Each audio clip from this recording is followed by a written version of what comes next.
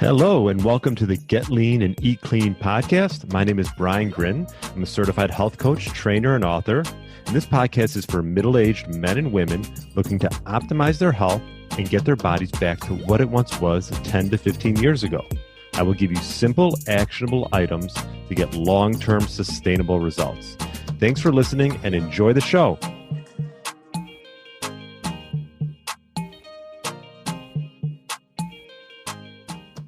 All right, welcome to the Get Lean, Eat Clean podcast. My name is Brian Grin. I hope you had a great weekend and happy Tuesday. If you're listening to this on Tuesday, hopefully you had a chance to listen to my interview with Nick Hutchinson. He is the author of Rise of the Reader, which I'm currently reading and love the book. So I highly recommend his book. And we had a great discussion around just personal development, reading books. We got into his book, Rise of the Reader, and some tips from that. We also got into some health and fitness goals that he has, his morning routine to dominate the day.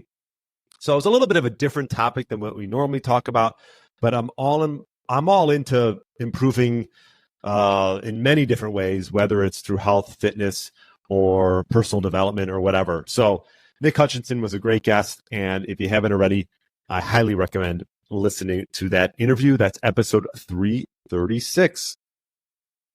Now, on today's micro podcast, last week we talked about explosion exercise, high intensity exercise, and I figured I'd go back to the well with strength. As you know, I'm a big proponent of resistance training, and I just wanted to go through some like 3 high-level tips, nothing that you probably haven't heard already around the benefits and the reasoning for building muscle strength as we age. And, you know, one of the things that you want to keep in mind is muscle tissue is a metabolically active tissue. Each pound of muscle burns about 6 calories while at rest and much more during movement. A study, which I'll put in the show notes if you want to read more about, of 12,591 people, so quite a big amount of people, resistance training was associated with a 40 to 70% drop in cardiovascular events like heart attack and stroke. I'm probably telling you something that you've already heard, but one thing that did shock me was between 70 to 80% of people are doing no strength training at all. And we all know that sarcopenia is something that can creep up on you as you age. That's muscle loss. A fun fact, 3 weeks of bed rest can age your muscles by 30 years. So I think we all know the importance of building muscle as we age. I'm going to go through 3 tips that I think will help with that. The one thing about losing muscle is the problem is as you age, you'll struggle to do those normal things that you might have been able to do when you were younger. That could be, you know, putting a suitcase up into a compartment, opening jars, climbing and descending stairs, getting off a floor without assistance. I mean, I just visited my parents in Florida. They're in great shape, but I go to the gym and, there's people training there that are, obviously 70, 80 years old. And the level of movement that they're able to do obviously is decreased, but it really just, showed me that the importance of starting at a young age and not waiting till, it's sort of not too late, but waiting till you're at that time where you really need it. So you want to get ahead of the curve. And I'm going to give you some strategies today to do that. Strategy, my number 1 is you have to lift heavy things.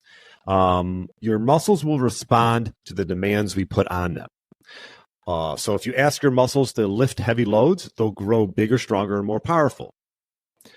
And I know what you might be thinking, well, if I lift heavy, I might hurt myself. Of course. I mean, you could sneeze and hurt yourself, right? But you have to make sure that you're at least putting some strain on the body, creating some type of stressor to grow. So frequency, I would say, one time a week is better than nothing. Ideally, I'd say 2 to 3 sessions a week is optimal when it comes to sort of staying healthy and helping to sort of slow aging a bit. And that'll put you in like the top 15% of all people if you're doing resistance training 2 to 3 times a week. There needs to be some effort. On a scale of 1 to 10, if your final few reps feel like you're sort of in that 7 to 10 of perceived effort, I think, let's say 7 to 9 of perceived effort, that would be great. You can use free weights, machines. I've actually been utilizing machines more and more. I think there's a time and place for both of them to both build and maintain muscle. And your training time, I don't think has to be long. I probably average, if I go to the gym, it's 45 minutes to an hour. But if you do have time constraints, I mean, you can definitely work around those. Obviously, lifting heavy, you're going to lower your rep load, but you're going to increase your rest between your sets. If I would say try to mix it up, mix of lower repetition days and then higher load work with higher repetition. And sort of blend those. I think that'll help sort of give you, so higher reps would be, let's just say 10 to 20, and then a lower rep day would be like 3 to 6. And then aiming as far as sets is concerned, 2 to 3 sets of 4 to 6 exercises, I think is plenty.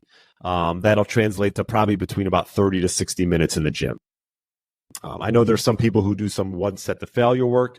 Again, I think something's better than nothing.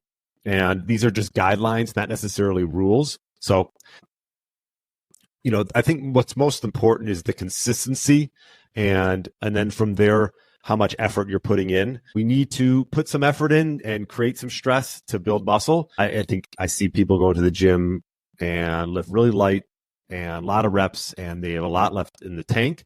Maybe there's some days to do that, but I think you do have to at least add in a day where it's a heavier load and you're doing a little bit of a lower rep range. So build your programs around that, but most importantly is staying consistent. So if 2 days a week works and that's consistent over a long period of time, I would stick with that. Next, nothing that new, right? Consume protein. Make sure you consume enough protein. I would say, you hear different things. I think just to keep it simple, if you could average about 0.75 to 1 gram per pound of body weight, that would be just a good place to start. You're going to hear different things. I think for most, 0.75 is a great place to start. So if you weigh 100 pounds, that's 75 grams of protein consumption a day. Obviously, I'm sure most of us weigh more than 100 pounds, but depending on your body size, I would say 0.75 to 1 gram per pound is a good way to go. That adds up to about 4 to 8 palm-sized portions of like protein-rich foods daily. So you don't have to necessarily pound a protein shake the second you get home from the gym. As far as eating protein around exercise, it doesn't have to be in this sort of narrow anabolic window.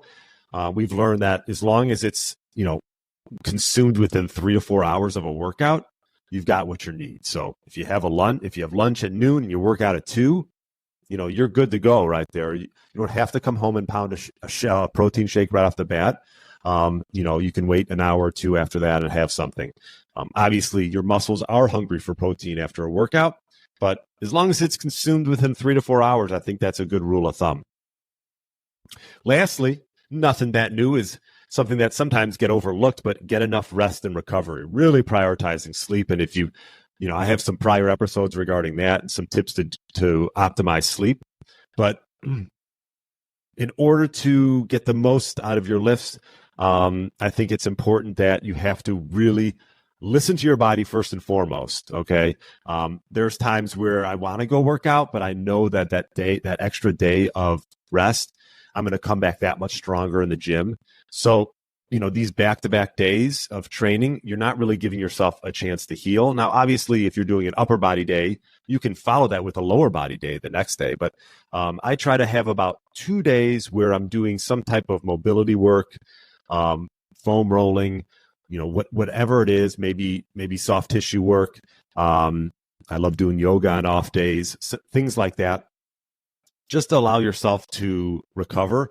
Obviously, as we get older, we need to really focus on this, because if we're not getting adequate recovery, we're sort of, not wasting our workouts, but we're not getting the most out of our workouts.